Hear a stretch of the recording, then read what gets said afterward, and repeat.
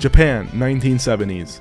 In middle school, a teenage Akira Toriyama didn't stand out from his classmates. Being a kid in cram school, he spent his time buzzing around the neighborhood with classmates, going to toy shops, eating ramen, and watching old movies. There wasn't a lot a kid could do with his free time in the 70s, so little Toriyama took pleasure in drawing like many of the other kids.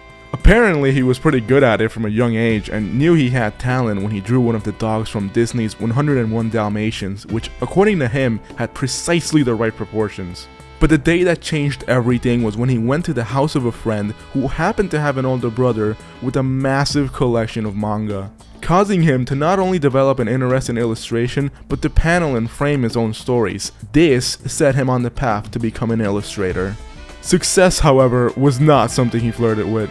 After graduating a high school focusing on the creative arts, Toriyama had two options: either follow his childhood ambitions of becoming an illustrator or get a boring desk job.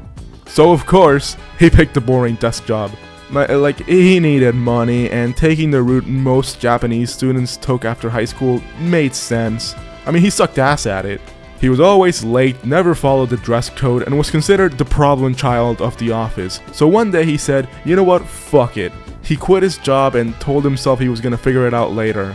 That was when he walked into a cafe and saw it. The manga magazine Shonen Jump was calling for submissions, and he was more than ready to brush up his artistic skills to create a new manga, something he hadn't done since high school, if only to get some money to maintain himself.